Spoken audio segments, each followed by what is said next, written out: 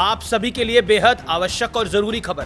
Fraud call, spam call, SMS से ठगी, cyber fraud और डिजिटल अरेस्ट, इससे पूरा देश परेशान है। सुप्रीम कोर्ट को भी ये कहना पड़ा कि चाहे जो चाहे कीजिए, लेकिन इस पर तुरंत लगाम लगाइए। और जब सरकार ने इस पर स्ट्राइक करते हुए बड़ा फैसला किया तो विपक्ष कैसे आग बबूला हो गया, ये आज मैं आपको विस्तार से बताऊंगा। लेकिन ये पूरी इक्वेशन क्या है, ये पूरी कहानी क्या है, वो भी समझाऊंगा।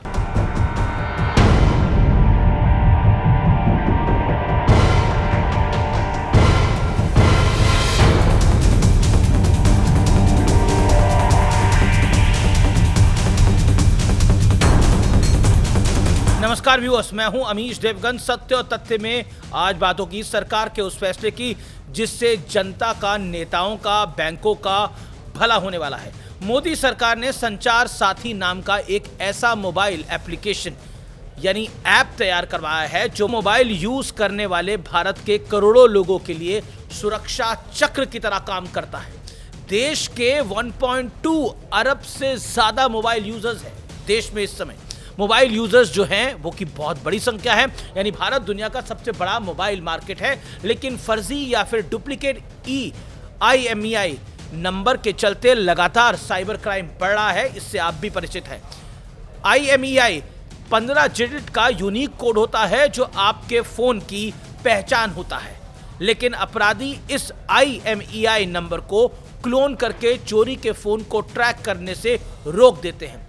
इसके अलावा तरह तरह के डिजिटल और साइबर स्कैम के लिए इनका इस्तेमाल किया जाता है। इस पर लगाम कसने के लिए नरेंद्र मोदी की सरकार ने संचार साथी ऐप तैयार करवाया है, जिसे यूजर्स को अपने फोन में इंस्टॉल करने के बाद रजिस्ट्रेशन करवाना पड़ेगा, जिसके लिए मोबाइल नंबर, OTP वेरिफिकेशन और कुछ डॉक्यूमेंट्स अपलोड करने होंगे, और ये कंपल्सरी बिल्कुल नहीं है।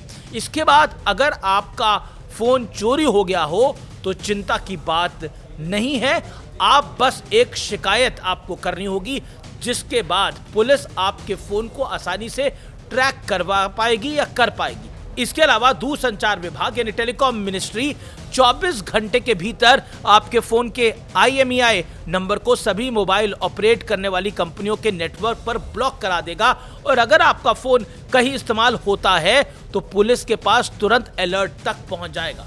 इस ऐप में एक खास फीचर है, चक्षु, जो मोबाइल यूजर को suspicious call, SMS, WhatsApp message के बारे में तुरंत अलर्ट करता है। लेकिन इस मोबाइल सुरक्षा क्रांति पर विपक्ष ने ऐसी राजनीति शुरू कर दी है, किसी ने इसे बिग बॉस जैसा सर्विलेंस हाउस बता दिया, तो किसी ने कहा कि मोदी सरकार देश में नॉर्थ कोरिया जैसा माहौल बनाना चाहती है।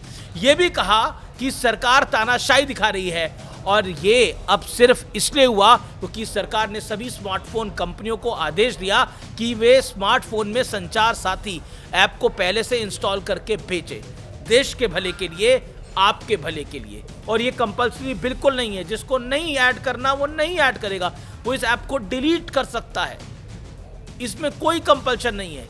तो ये हमें सोच के बात कहनी होगी। बस इसी पर पूरा विपक्ष गुस्से में लाल पीला हो गया और कहने लगा कि ये सरकार हमारी जासूसी करवाना चाहती है।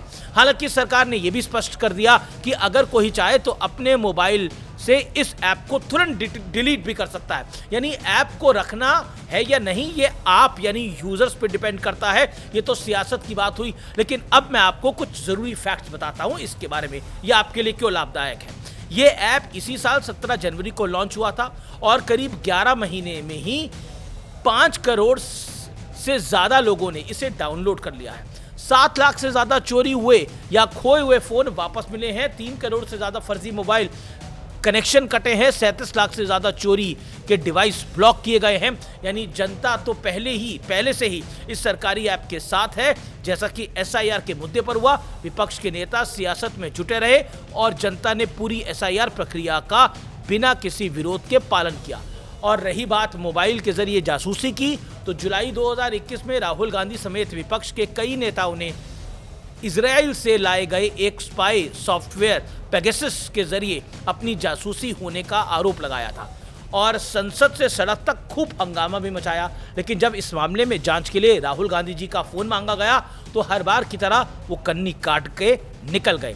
कुल मिलाकर असली कहानी यह है कि जनता अपना हित और अहित दोनों समझती है, आप समझते हैं। इसलिए जरूरी है कि सरकार को घेरने के लिए विपक्ष को मुद्दा सोच समझकर तय करना चाहिए।